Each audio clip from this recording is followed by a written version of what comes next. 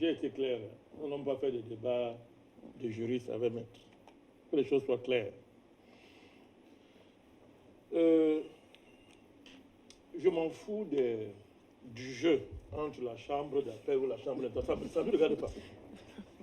On ne peut pas priver un homme de sa liberté sur des bases criminelles, c'est de ça qu'il s'agit, et justifier ça par le jeu procédurier qui va opposer la chambre d'instance à la chambre d'appel. Ça ne nous regarde pas. Et ces chambres-là sont des structures organiques de la CPI. C'est la CPI. C'est la CPI. C'est la CPI. C'est-à-dire que ça, parce que deux chambres dans une maison s'affrontent, qu'elles ne sont plus dans cette maison. Deux chambres font partie d'une maison. Si les deux habitants des deux chambres s'affrontent, c'est la maison. C'est la maison qui porte le propre. Donc les choses doivent être claires. Les errements. Maître, ils sont même gentils. Hein. Vous trouvez normal que la procureure d'une institution choisisse ses témoins, demande du temps pour enquêter. On lui donne du temps. On lui donne du sultan même. Le sultan, a dit un peu du temps là du sultan.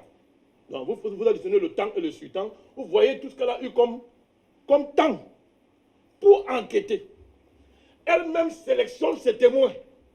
Il vient là-bas, c'est-à-dire, ils lui font honte. Je dis, elle est la procureure de la Cour pénale. Ce n'est pas moi qui l'ai mis là-bas. Ils lui font honte.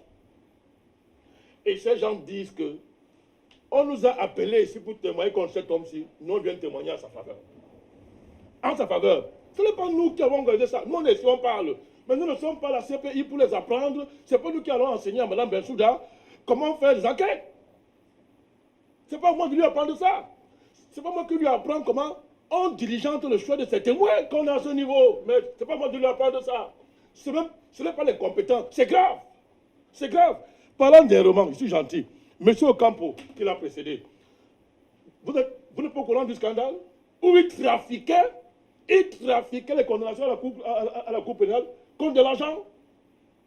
Et qui était son bras droit, Mme Bensouda. C'est-à-dire que quand il trafiquait, c'est garder le paquet. Elle gardait le paquet, puisqu'elle était son bras droit. Elle gardait le paquet.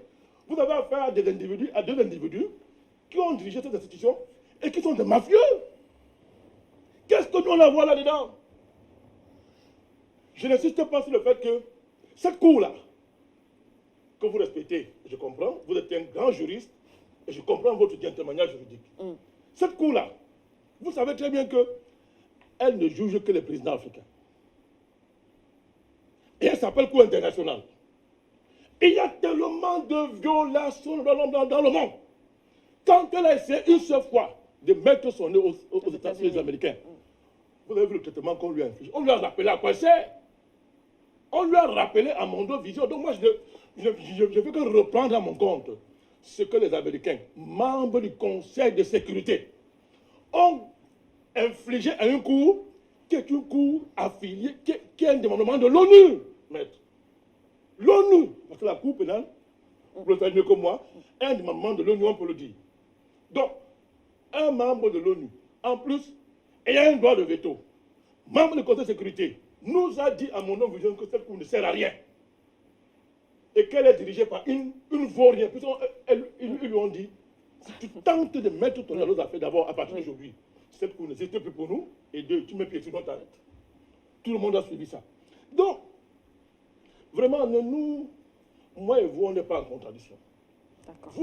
Je suis très fier que vous soyez là pour nous rappeler les rudiments importants, les interstices juridiques de l'affaire. Nous sommes très contents. Et nous, on est ensemble dans le combat. On est ensemble. Nous, on fait le travail politique et géopolitique. Vous êtes dans le droit. Merci. Quand vous rappelez, je termine, quand vous nous rappelez qu'ils ne sont pas encore du président juridique, mais vous avez raison, maître. Mais je ne le contredis pas. On n'est pas en contradiction. Je vous ai dit, regardez d'où on est parti. Regardez les avancées. Regardez où on est. Alors, cette cour n'a plus d'honneur. Elle n'a plus d'honneur parce que vous allez dire n'importe quoi, qu'on mette en avant la différence entre la chambre d'instance et la chambre d'appel. Ça ne change rien au fait que la même cour prend de pareilles décisions à mon vision. Un, ce monsieur est acquitté. Deuxièmement, vous ne sortez pas de la haie. Quelques mois après, vous êtes libre de vos mouvements. Merci, Président. Ce qui me semble, Mme Bensouda ne s'est pas opposée à cette décision de leur liberté de mouvement. Elle ne s'est pas opposée. Elle aurait pu s'opposer. Elle dit que mais, je maintiens le fait que vous doivent rester là-bas. Mais pourquoi elle ne s'est pas opposée? On reviendra, Président. On reviendra, je vous en prie. Mais voilà. S'il vous plaît. Donc, vraiment, Oui. vraiment, c'était important pour ceux qui nous écoutent. Mais nous sommes en parfaite, n'est-ce pas, collégialité, complémentarité dans ce combat. On a besoin de l'analyse au froid du juriste.